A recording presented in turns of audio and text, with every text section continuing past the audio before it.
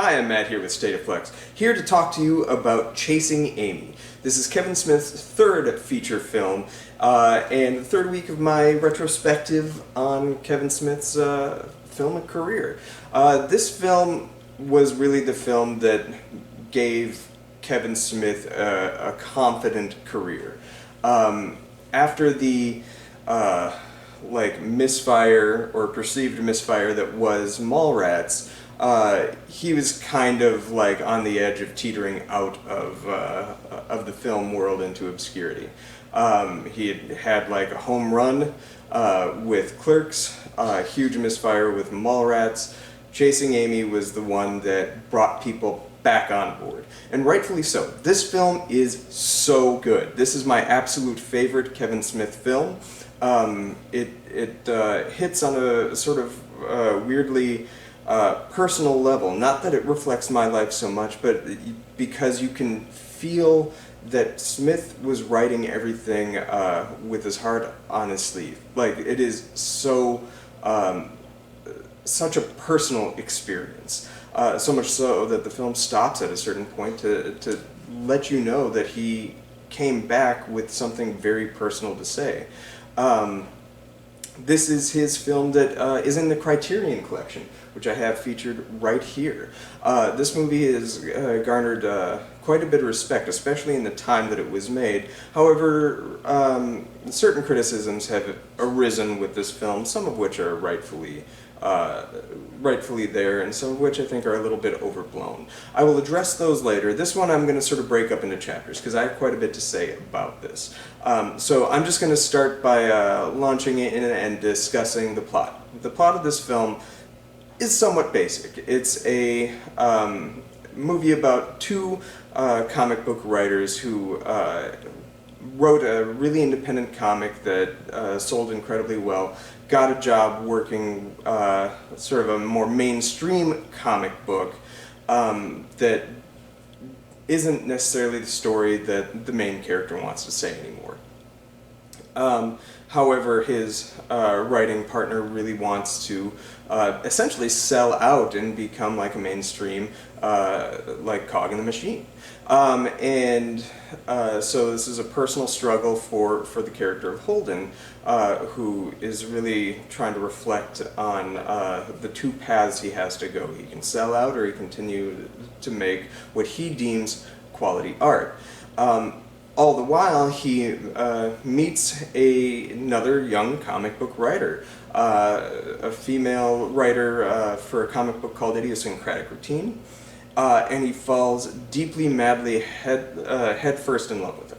And he soon discovers that she is a lesbian. But he doesn't want that to, she doesn't want her lesbianism to interfere with their friendship, because she feels that they have something going there. And this film is about how he is in love with a lesbian, on the barest, skeletal structure of the film. Something happens midway through. This will be a spoiler review. She falls for him, and then the movie shifts gears a little bit into being a rom-com until it hits some pretty heady, dramatic water. So I saw this film. I saw all of his movies in release order. And after Mallrats, I was not too taken with Mallrats. I thought it was considerably better than its reputation, but it didn't blow me away. I did think it was funny. This film, at least in the early act, feels very Mallratsy, but in the Clerks style. It's talking about comic books. It's you're immersed in this comic book world, much like Mallrats. And you have the two characters that Smith is quite well known for doing, the sort of calmer, sedate, thinking man, and the abrasive best friend with a backwards cap.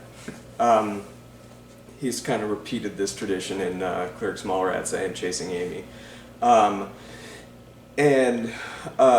the humor in the first act is so strong. It lands so hard.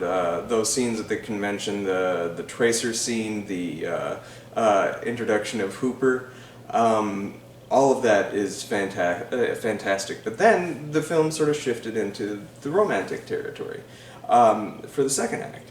And I found myself, upon first viewing, like really being gripped by what was sort of happening and unfolding on screen.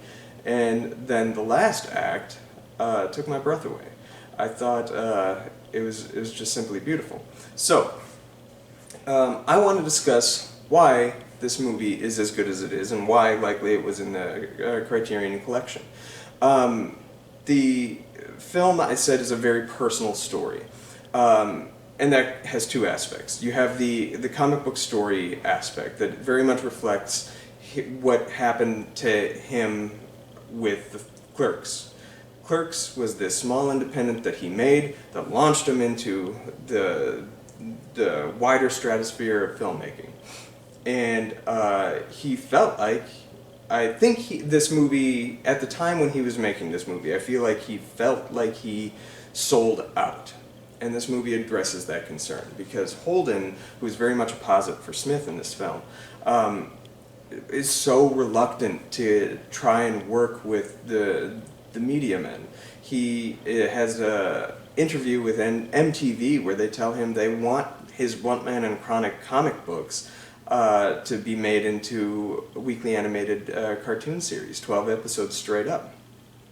And he doesn't want to do that because he feels like selling out. It's not the art that he wants to make. Banky's looking at the paycheck, and I think Banky is the other, the dark side of Smith, in at least as reflected in this film.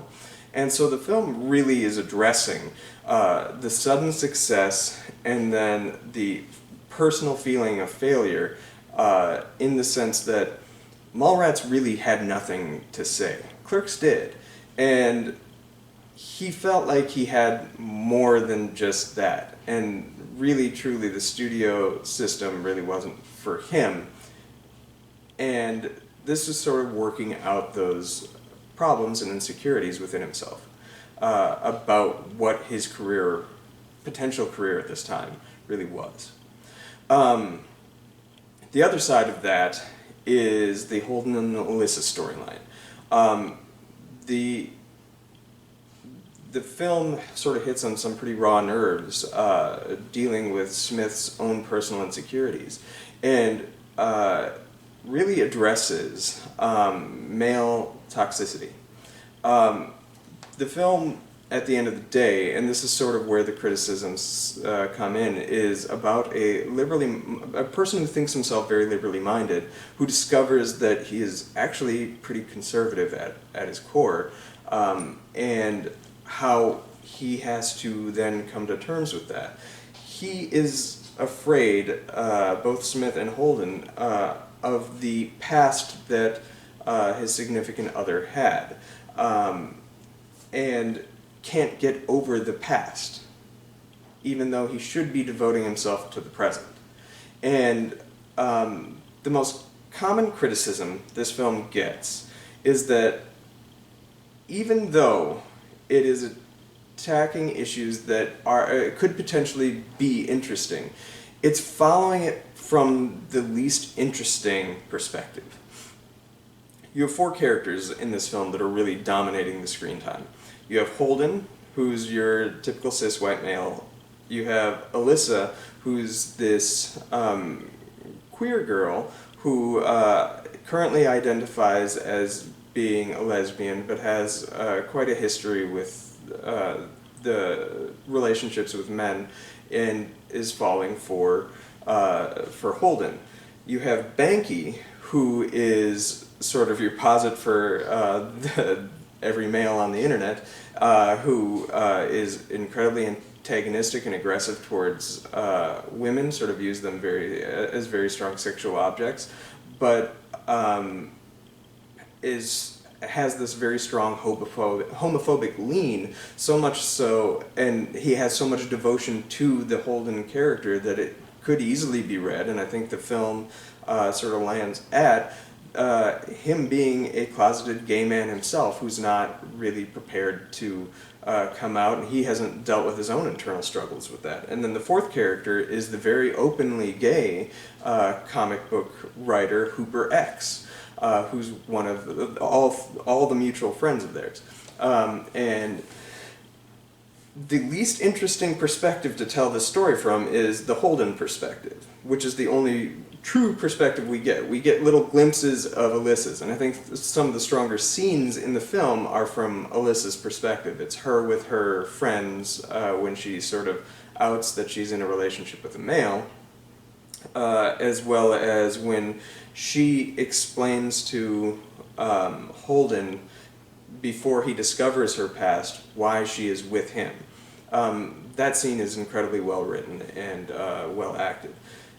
Banky's story would be really interesting to watch an openly homophobic character who is struggling with his own sexuality, and then the Hooper character who's watching sort of this thing unfold, sort of knowing and having been there himself at some point, what the outcome's kind of going to be. Those are the four perspectives. The other three are clearly the more interesting one, yet we're following the white male character. And so that is sort of the main criticism. However, I would argue that the relevance of this film is that it's exposing male sexual insecurity. And just because it's the least interesting perspective to take, I don't think it's an irrelevant one. And in fact, I think if you are a character like Holden who does struggle with sort of hidden or not understood sexual insecurities yourself, or maybe you haven't recognized the fact that you might have some prejudice leans that you're completely unaware of, this movie is actually pretty important, because it doesn't ever heroify the Holden or Banky characters, really ever. Even though Holden's the main character, you're not necessarily meant to side with him as he goes through. This film is a series of his mistakes. The film is a lesson to be learned for somebody who is like-minded with Holden.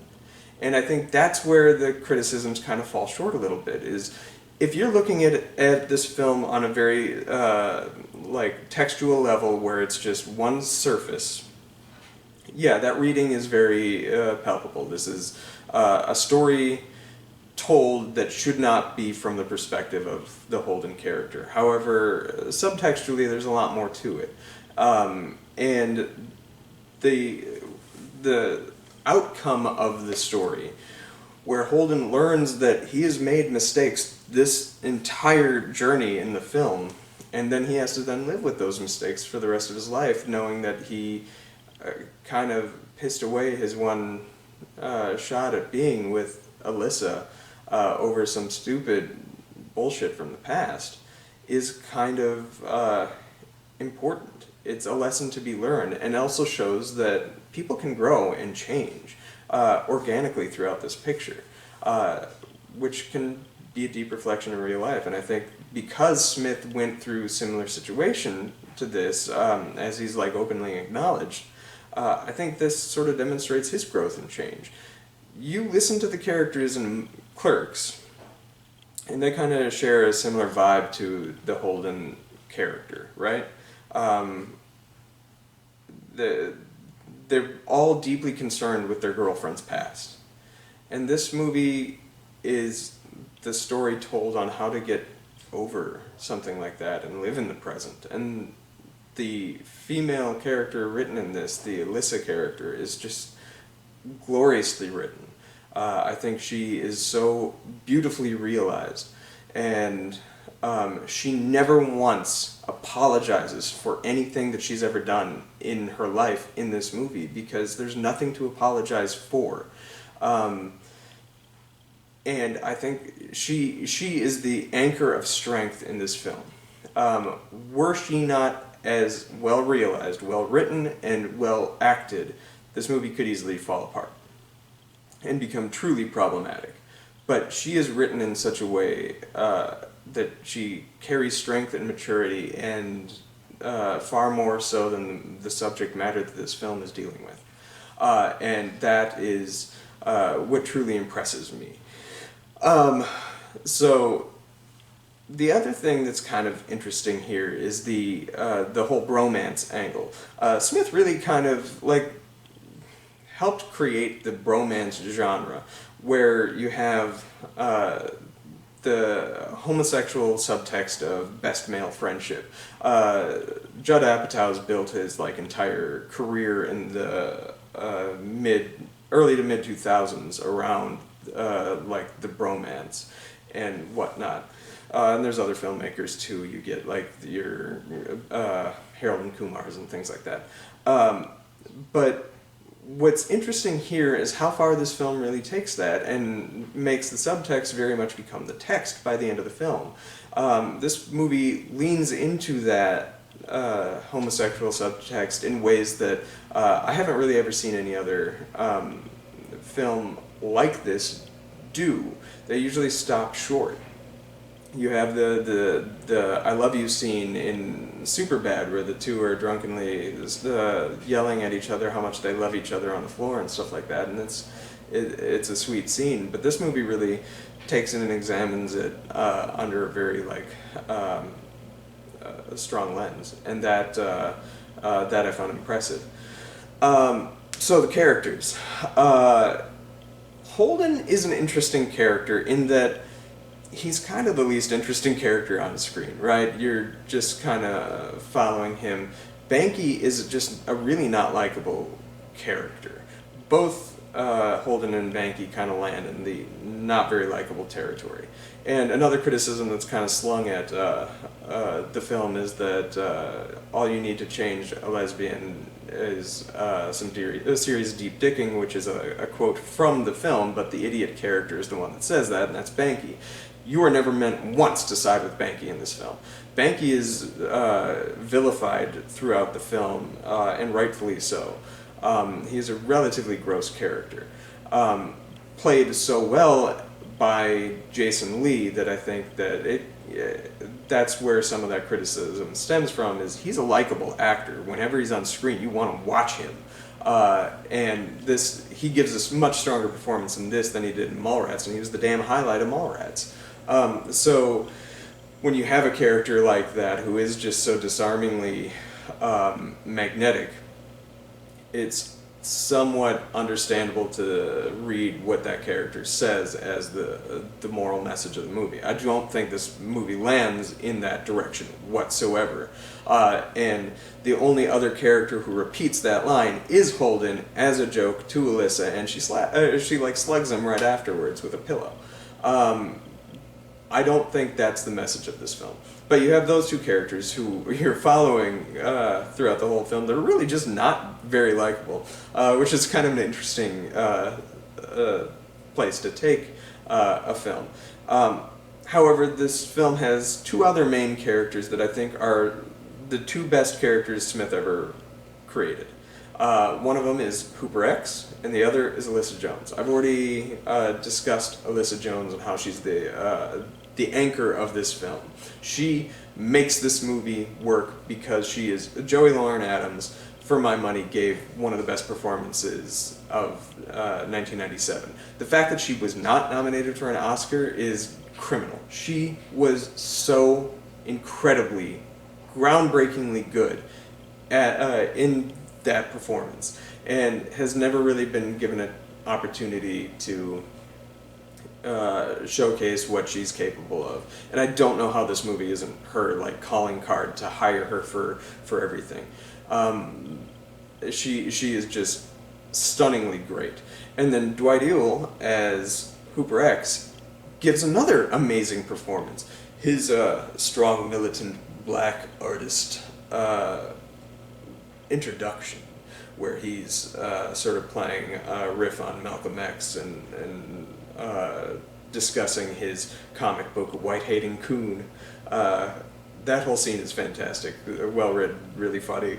But he's so good and believable as that character. And then when you see that Hooper is playing a character himself, and he's really just this like incredibly, pardon me, openly gay black artist who calls himself like a minority of a minority. Everything that he has to say in this movie is incredibly relevant. The two characters, even though you're following Banky and Holden, or Holden and Banky, the two characters who have the moral message of the film, and if you truly listen to everything that they have to say, are the ones who are the perspectives that you should be listening to the whole time, are Alyssa and Hooper. Hooper's scene with Holden in the music shop is incredibly well written and one of the best scenes of the film, where he sort of really cements the let the past be the past, live in the present. She's not that girl anymore. She doesn't need you to be that guy for her. Just be with her because that's what you both need right now. And the fact that Holden just can't get that and can't let that go is a failing on Holden's character. But Hooper is absolutely right.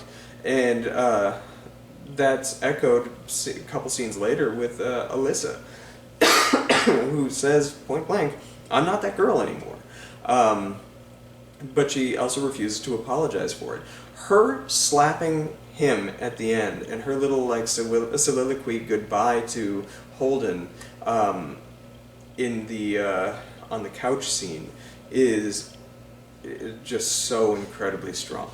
That slap makes me tear up every single time. You can feel that slap. It is an earned moment where like that I cannot sing the praises of that specific scene any more than I already have. It is so well realized, and her performance in that exact moment, followed by her landing of the line "But I won't be your whore," is so strong and hits me emotionally every single time. You feel for this woman. Other characters in the film are Jay and Silent Bob, as they have been in both Clerks and Mallrats. Here they're utilized absolutely better than they have in any other. What happened with Clerks is Jay and Silent Bob are just the two doofuses outside who then make a little piece of wisdom to Dante that he completely misunderstands. Pardon me. And he goes and kind of ruins his life because of the Randall character, and that's its own thing. But Jay and Silent Bob from that point forward are the people who are going to just dip into his story, provide a little bit of wisdom, and then pull themselves right back out. This happens again a little bit briefly in Mallrats. Chasing Amy is where that sort of trope is cemented. It's essentially a mirror of what happened in Clerks, where Jay and Silent Bob come in, talk to Holden. Silent Bob drops a little bit of wisdom. Holden misunderstands that wisdom, misunderstands the whole reading of that story, and goes and ruins his relationship with both Banky and with Alyssa. But that scene is so incredibly well written and very moving. Smith's performance is really, really strong in that scene. And I think that, in all honesty, Smith could be like a professional actor, like if he chose to be. And there was a small period there in around 2007 where he sort of took that direction for a few films. But he's really, really good, incredibly gifted at like sort of landing the meaning of the story as he's delivering it. And the sentimentality of that scene is so strong, underscored by Dave Pirner's score. Really helps, and it's a strong bit of writing, and I think the best utilization of Jay and Silent Bob to that point in the films. Then I also want to quick discuss the direction. So Smith has always viewed himself as a writer, and I think this screenplay is so good. It's a very strong screenplay. But the one thing that he's always sort of dinged himself on is him as a director. And he always says his movies look like garbage. This isn't true. I challenge you to put Clerks, Chasing Amy, Zack and Miri, whatever. Put them on a screen side by side with The 40-Year-Old Virgin or Knocked Up or like any of the Judd Apatow movies. They look no different. There's nothing that Apatow is doing visually that makes him a stronger filmmaker. That's just a bunk argument, and I wish he would just stop saying that. But he continues to, and it really bothers me. Especially like post Red State, his movies are like good looking, and this film showcases that he has. If he put his creative energy into making a visual experience for the audience, he really could. This movie didn't really have the budget to really go there, but there are two scenes where he really does something kind of interesting. You have the Jaws moment where, the Jaws homage, I should say, where Alyssa and Banky are discussing their different scars that they got from their sexual experiences. And every time they go into a little flashback, but the flashback is they're presented in black and white and very artfully shot, very minimalist visual storytelling, which really helps sell how you got those scars, which I realize is a Joker line. It's kind of fun. Anyway, that scene was pretty artful, and I was impressed with that. But the scene that I think really, really works strong is the fight that Alyssa and Holden have at the hockey rink. The two characters are having an intimate conversation while this game is happening around them. The woos and boos of the crowd sort of reflect where each of them are kind of dinging each other, right?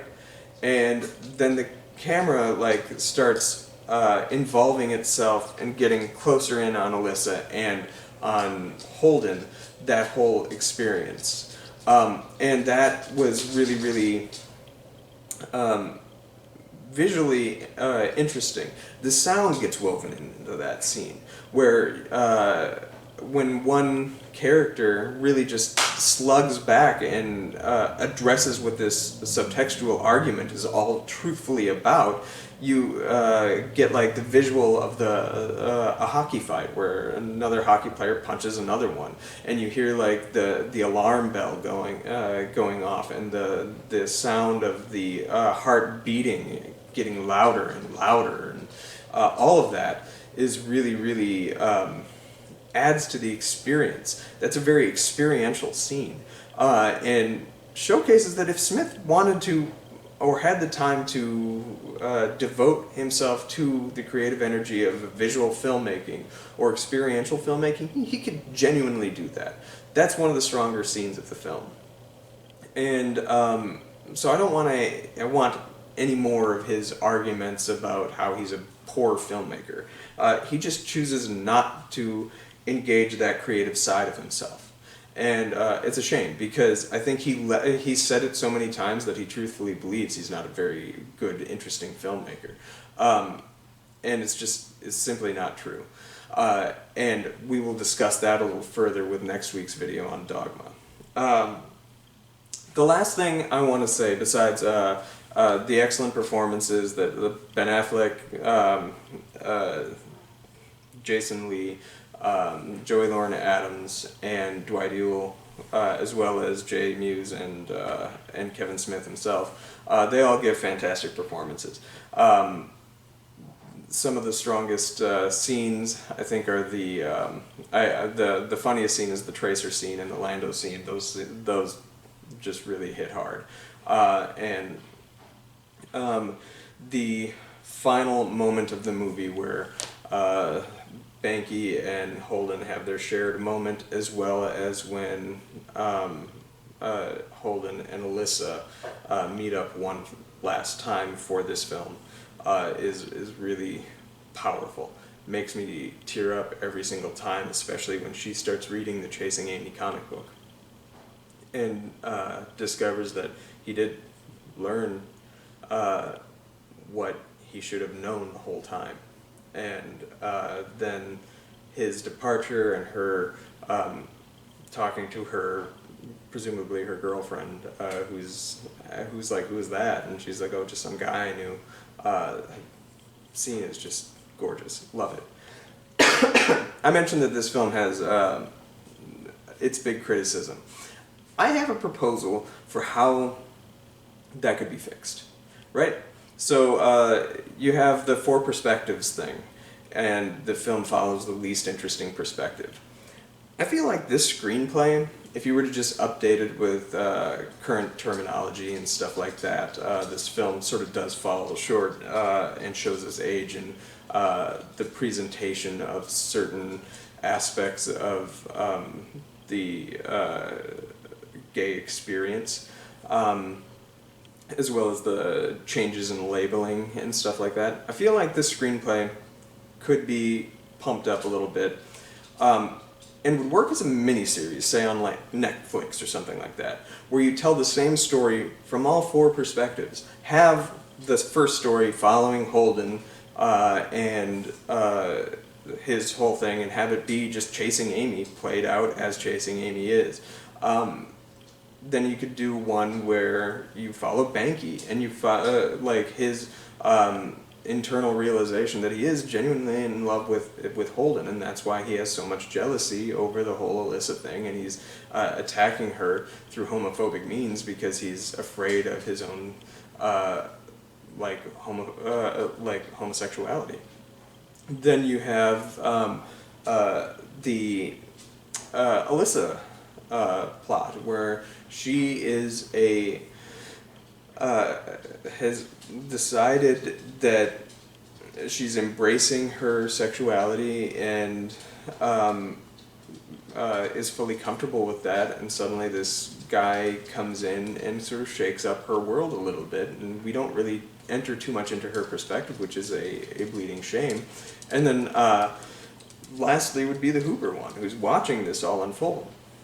What I think would be really cool is if you had cameos from the other like characters in the larger View Askew universe to anchor each of the stories. So with Holden, you have Jay and Silent Bob as the cameos, right?